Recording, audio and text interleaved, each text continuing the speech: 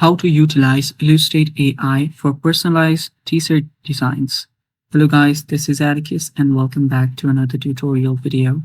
In today's video, I'm going to teach you how you can generate personalized t-shirt designs from Illustrate AI. So without any further ado, let's dive right in.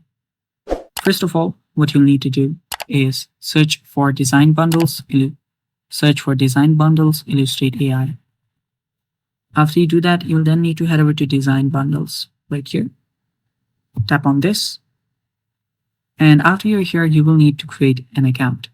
Now, the service is paid for, so you can always get the 7 days trial first. Then tap on Create with Illustrate AI. And it will take you to the section or the web page where you can start using the AI. So right here, you can see that you will need to give it a text prompt.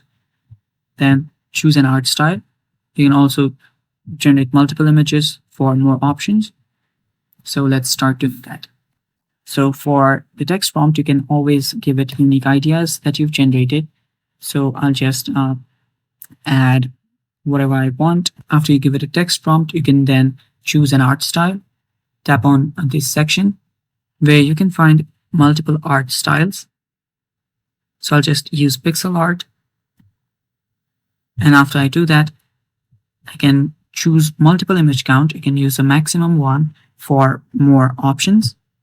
Then choose your size. I'll just leave it at square. If you want it at portrait, you can do that as well. Then choose an engine.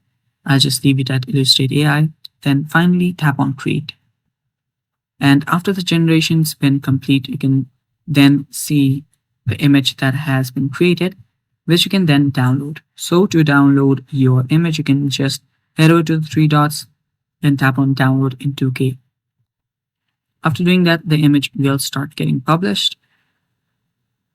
And after it finishes publishing, you can then simply download it. So it should start automatically downloading.